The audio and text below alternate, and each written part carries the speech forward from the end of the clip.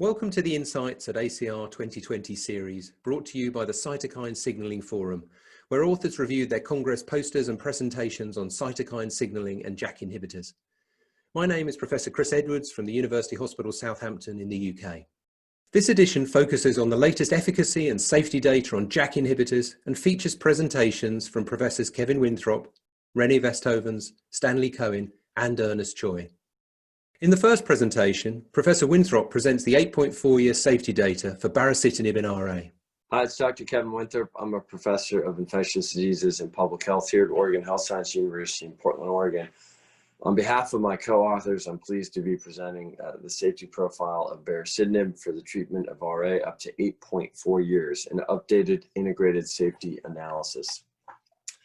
The point of this presentation was just that. It was to update our prior ISS, or integrated safety summary, and now using data in patients that have been exposed to bari for up to 8.4 years of treatment.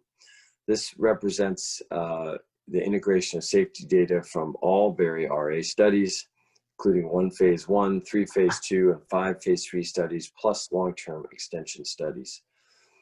We looked at adverse events of special interest. We calculated incidence rates per 100 patient years around or for those specific events. In terms of baricitinib exposure, we have a maximum of 8.4 years of exposure and a median of 4.2 years of exposure for patients in this experience.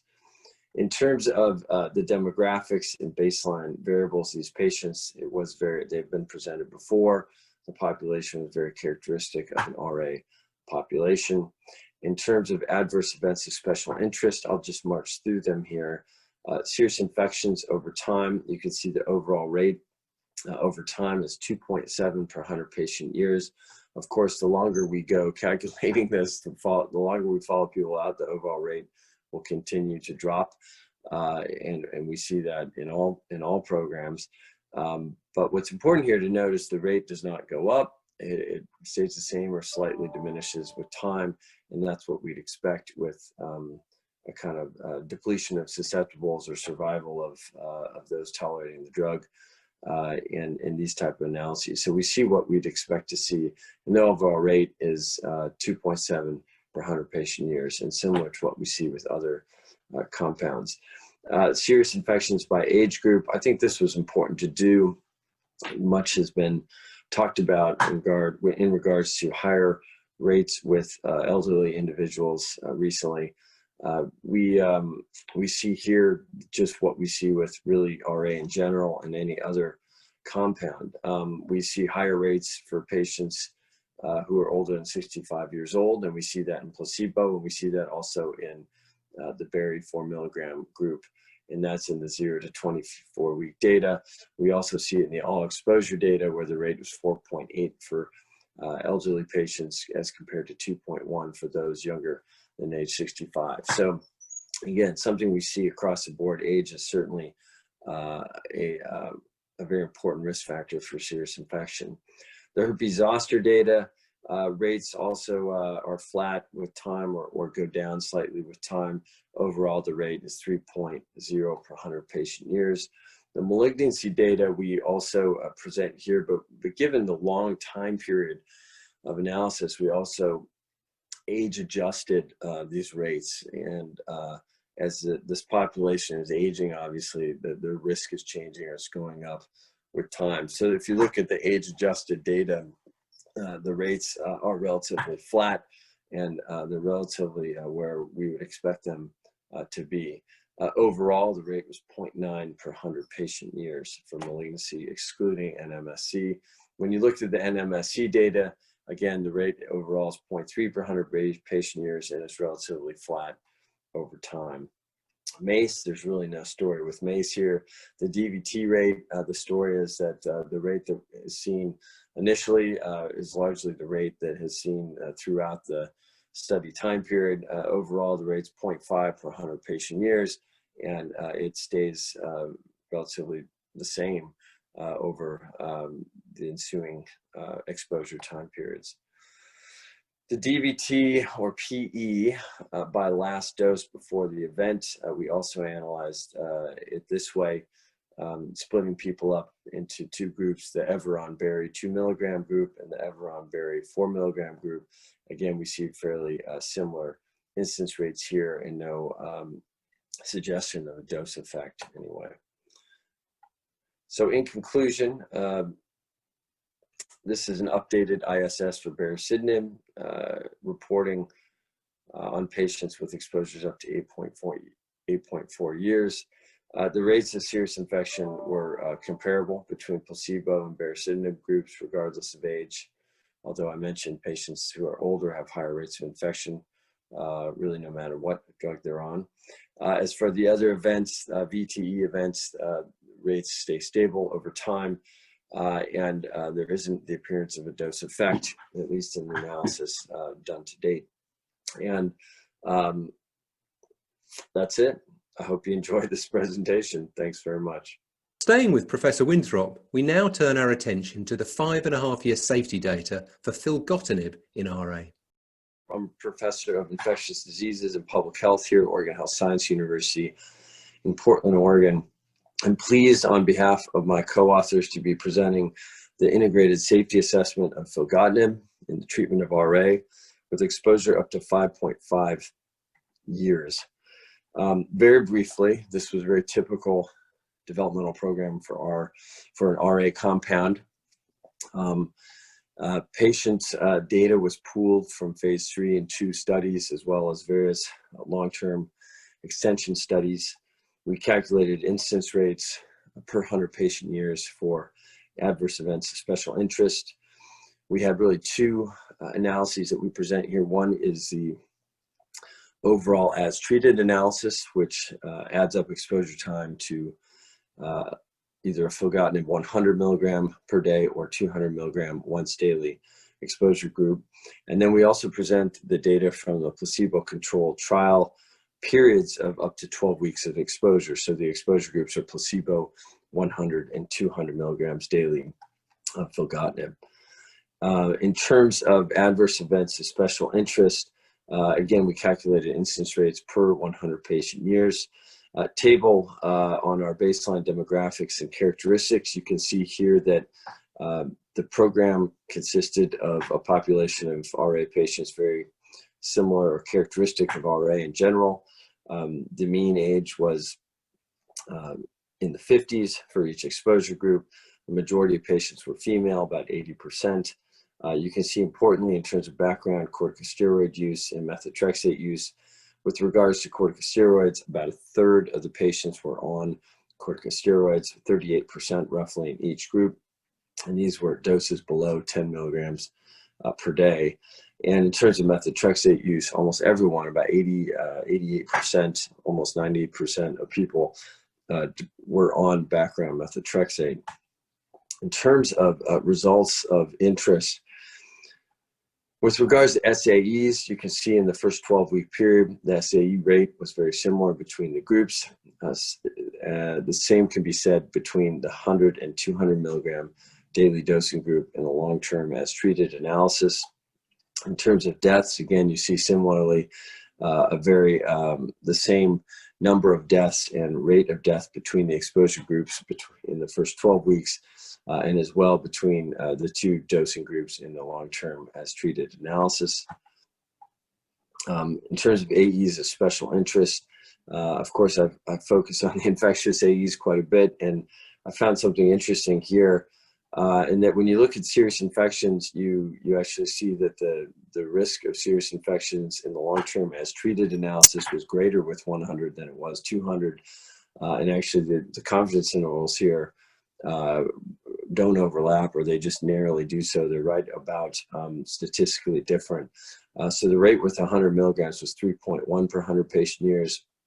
For 200, it was 1.6 patient years. So again, it's a little surprising, no suggestion of a dose effect here, and that it's the opposite of what we'd expect.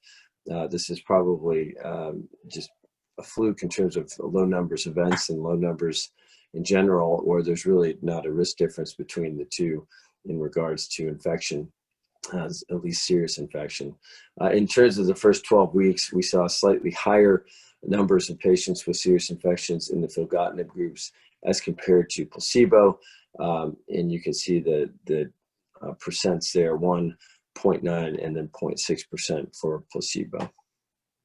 In terms of MACE, there's nothing going on here. Very low rates, very similar between the dosing groups. Herpes zoster, there might be something going on here. We do know there is with the other JAKs. You see actually reverse to the serious infection, you see slightly higher rates of herpes zoster with the 200 milligram dosing group as compared to the 100 milligram dosing group. In the long-term as treated analysis, those rates are 1.8 per 100 patient years with Filgo 200 and 1.1 per 100 patient years with Filgo 100. VTE, of course, is of special interest. We don't really see a signal here. I mean, there's very few events. You can see in the first 12 weeks, there were no events. In the long-term as treated data, there's very few events, and the incidence rates are quite low between both of the Filgo dosing groups. Malignancy, in terms of both malignancy excluding NMSC as well as NMSC in general, again, you see very low rates, very similar rates between dosing groups. GI perfs, that has not really been something we've seen with the JAKs to date. As compared to other products or biologics such as IL-6 inhibitors. But the rates with JAK inhibitors have been low, and this one is no different. We see very, very few cases of GI perforations here in the long-term data. So in conclusion, overall, filgotinib appeared to be well tolerated. Its safety, I would say, was quite good. And it was similar to other JAK inhibitors with regards to the rate of serious infections. We didn't really see a dose response in infections with regards to serious infection. In fact, we saw the opposite trend there as we did with herpes zoster, where we saw a slightly higher and increased incidence with the 200 as compared to 100. Overall, though, those numbers are fairly low compared to other development programs for RA involving JAK inhibitors. The reasons for that, we don't know yet. It's possible this drug causes less zoster, but it's also possible it's a different group of people in the study in a different time period. So we'll just have to see how this plays out, particularly in the real world. Other events of note, again, the VTE, the number of events was very low and similar between groups. And so, even in patients with exposure up to 5.5 years, we see a JAK inhibitor with a good safety profile. And I look forward to evaluating further in the future. Thank you. Our next presentation is from Professor Stanely Cohen, who will present the 3-year safety data for Epadacitanib in RA. At this year's ACR Convergence 2020 meeting, we presented a poster on the safety profile of Epadacitanib for up to 3 years follow-up. This data came from the clinical development program that led to the registration of Epadacitanib throughout the world. And there were 5 phase 3 protocols. Typical design: an early rheumatoid arthritis, DMARD naive, in patients who were methotrexate or conventional synthetic DMARD incomplete responders, or in patients who were biologic incomplete responders. The studies included methotrexate as an active comparator and also included adalimumab plus methotrexate as an active comparator in one study. There were 2,629 patients on Epadacitanib 15 milligrams daily, the approved dose, and 1,204 patients who received 30 milligrams of Epadacitanib, which is the not approved dose at this time. So we had about 4,500 patient years in the 15 milligram group and 2,300 patient years in the 30 milligram group. As you would expect in a program looking at patients with moderate to high disease activity, RA, these patients had roughly 2.6 in the early RA trial to 7 years of disease, had elevated disease activity with a DAS28-CRP in the 5.2 to 5.9 range. About a third or 40% of the patients had cardiovascular risk factors. About 8% or so had diabetes mellitus, and about 38 to 40% had history of smoking history or nicotine exposure. And in general, what the study demonstrated was that Epadacitanib 15 milligrams with or without methotrexate, had comparable safety to adalimumab plus methotrexate or methotrexate alone. The 30 milligram dose had a higher risk of adverse events, total adverse events, higher risk of serious adverse events, and adverse events leading to discontinuation. So the studies demonstrated there was very little difference between 15 and 30 milligrams as far as efficacy, and with this differential toxicity, the 30 milligram dose was not moved forward for approval.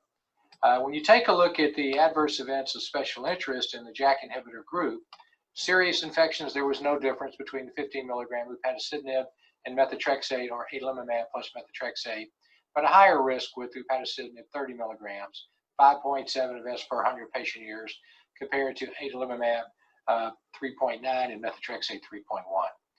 Zoster, herpes zoster, was increased for both groups, as we've seen with all JAK inhibitors, 15 milligrams and 30 milligrams, but almost a doubling of the risk with the 30 milligram dose. Major adverse cardiovascular events were no difference for both doses of upadacitinib or the other comparators. Malignancy, there was no difference. Death rate, there was no difference. Liver function abnormalities, there was no difference. For opportunistic infection, which most were just mucosal candidiasis, there was a trend toward a higher risk with the 30 milligram upadacitinib group. There was no difference as far as the risk of active or latent TB, and then importantly, no difference in the risk of VTEs, which are in the range of 0.3 to 0.5 per 100 patient years. Elevated CPKs were seen with upadacitinib and have been seen with other JAK inhibitors, were generally asymptomatic. Very few people withdrew due to this, but the 30 milligram dose had a much higher risk of CPK elevation, 9.7 events per 100 patient years, compared to 5.1 for the 15 milligram dose, and only 2 to 2.4 per 100 patient years for the comparators of adalimumab plus methotrexate and methotrexate alone. So this is comforting data for the approved dose of upadacitinib, 15 milligrams, comparable to other JAK inhibitors. The zoster signal persists even for the 15 milligram dose, the CPK signal to some degree, but otherwise no real difference from the biologic DMARDs, which we've had available now for 22 years. The risk of venous thromboembolism, or VTE, in patients with RA is a hot topic at ACR this year. Our next presentation from Professor Ernest Choy delves into the risk of VTE in patients enrolled in the upadacitinib clinical trial program. I'm Ernest Choy. I'm Professor of Rheumatology at Cardiff University, and it's my pleasure to present to you the abstract and poster incidence and risk of venous thrombosis events amongst patients with rheumatoid arthritis enrolled in the upadacitinib Select clinical trial program. Upadacitinib is a recently approved JAK1 selective inhibitor for the treatment of rheumatoid arthritis. Venous thrombosis has been a concern related to JAK inhibitors, so the purpose of this abstract and poster is to analyze the venous thrombosis event in patients who have been enrolled in 5 randomized phase 3 trials of upadacitinib, and these include Select Early, Select Next, Select Monotherapy, Select Compare, and Select Beyond. And this covers a wide range of patients with rheumatoid arthritis. These analyses included thousands of patients enrolled into this program and also in the extended follow-up of these randomized control trial. And we also included data in the comparison group, methotrexate monotherapy, and in some studies, methotrexate plus adalimumab. And in these trials, 2 doses of upadacitinib was used, 15 and 30 milligrams once a day. Now, overall, there are 35 venous thrombosis events. There were slightly more pulmonary emboli compared with DVTs. There were 21 events in 20 patients treated with 15 milligrams of upadacitinib, 8 events in 7 patients treated with 30 milligrams of upadacitinib, 2 in patients treated with methotrexate, and 4 in 4 in patients treated with methotrexate and adalimumab. If we look at the emergence adverse event rate of these treatment, the event rate were very similar, with 0.5 in the Epadacitanib 50 milligrams once a day group, 0.3 in the Epadacitanib 30 milligram once a day group, 0.4 in the methotrexate monotherapy group, and 0.5 in the methotrexate and adalimumab group. And the Kaplan-Meier estimate did not show any time dependency in this event. If we look at risk factors that are associated with venous thrombosis event, this risk factor included older age, have a higher body mass index, have a previous history of venous thrombosis, and a longer duration of rheumatoid arthritis. So this analysis suggested that venous thrombosis events are uncommon in the Epadacitanib clinical trial program. In this program, there was no indication of higher event rate associated with Epadacitanib compared with methotrexate monotherapy or adalimumab treatment, although the study is not powered to detect a difference between these treatments. The risk factor associated with venous thrombosis, the strongest is previous history of venous thrombosis, but other risk factors included older age and a higher body mass index and a longer duration of RA. Thank you very much for your attention. Our final presentation features Professor Rene Westhovens, who summarizes 52-week efficacy and safety data in a methotrexate naive population receiving the latest JAK inhibitor to gain approval, filgotinib. Ladies and gentlemen, dear colleagues, I'm Rene Westhovens from Emeritus Professor Rheumatology at the KU Leuven in Belgium. I would like to discuss with you the poster on the 52 weeks filgotinib data of FINCH 3, which is actually a filgotinib, so selective JAK1 inhibitor in early DMARD naive rheumatoid arthritis patients. Filgotinib is an oral potent selective, or perhaps better preferential JAK1 inhibitor that is already effective and well tolerated in patients with rheumatoid arthritis, as shown by previous publications in a situation with prior inadequate response to methotrexate, FINCH 1, and also in patients with biological disease-modifying antirheumatic drug exposure, previously FINCH 2. This trial, FINCH 3, compares the efficacy and safety of filgotinib with and also without methotrexate, so also with filgotinib monotherapy, and this in methotrexate-naive patients, versus methotrexate monotherapy as the control arm. So it's an active controlled trial. The results were clear that filgotinib 200 milligram and methotrexate was superior to methotrexate monotherapy for the primary outcome that was already previously discussed. And this at week 24. This was presented at the American College of Rheumatology last year. And so this abstract here is all about the 52 weeks data. To summarize, at week 24, so the primary data, patients receiving filgotinib 200 milligram or 100 milligram with methotrexate achieved greater improvement also in change from baseline in HAQ-DI and also DAS28 less than 2.6 versus methotrexate monotherapy. And of course, the primary outcome was ACR 20, and this was met with the filgotinib 200 milligram plus methotrexate arm. So this analysis presents 52 weeks results from FINCH 3. First of all, I would like to discuss with you some study design and patient situations. So this global phase 3 trial is double-blind, active controlled, and randomized methotrexate naive patients with active RA in a 2-1-1-2 randomization schedule to oral filgotinib 200 milligram once daily plus methotrexate, filgotinib 100 milligram plus methotrexate, filgotinib monotherapy 200 milligram monotherapy, or methotrexate monotherapy up to 20 milligram weekly. So these patients that were contributing here were enriched for poor prognostic factors. That means one of the outcomes was X-ray, so that's the reason they were enriched. for poor prognostic factors. It means already erosions, rheumatoid factor or CCP positivity, and high inflammation.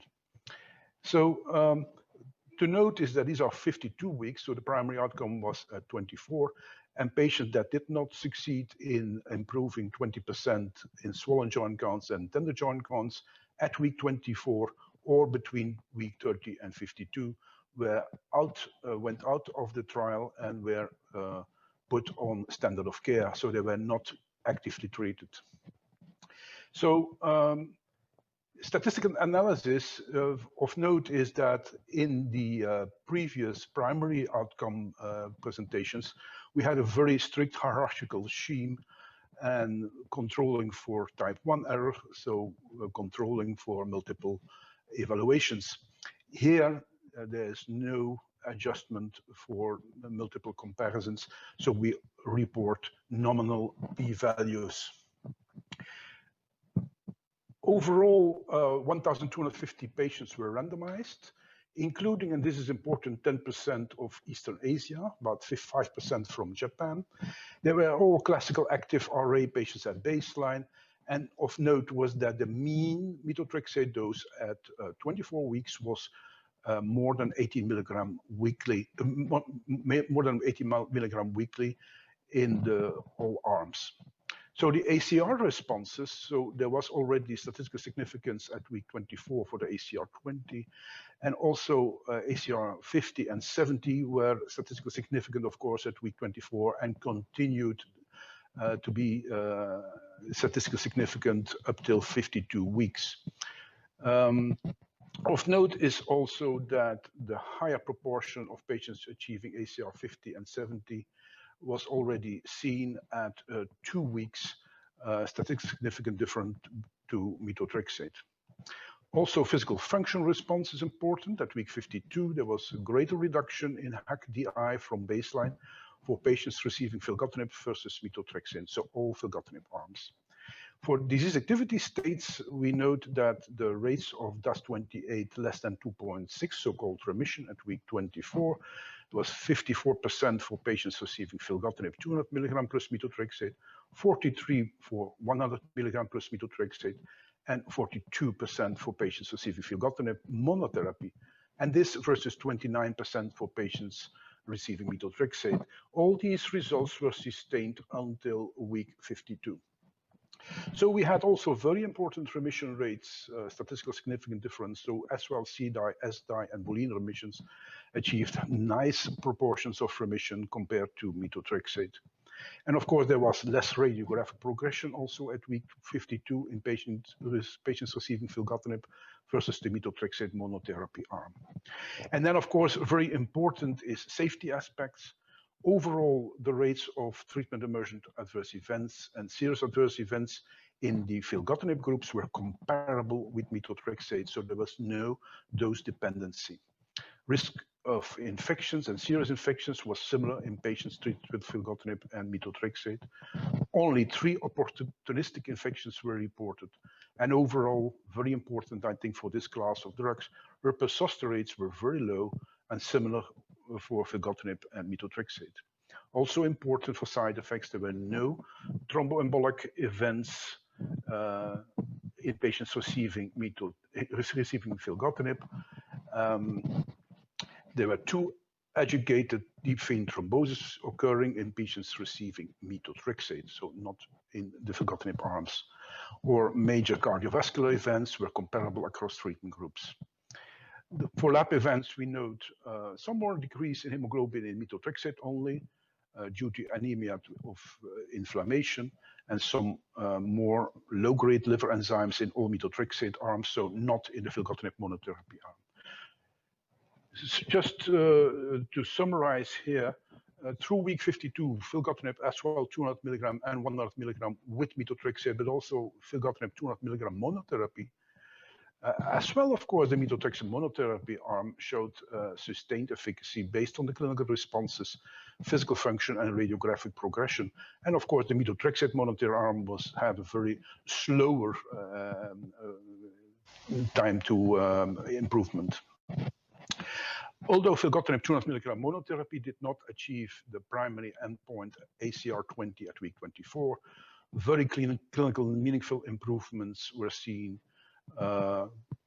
compared to methotrexate for ACR 50, 70, and also the remission outcomes, Boolean, CDAI, and SDAI, which I think is very reassuring and important.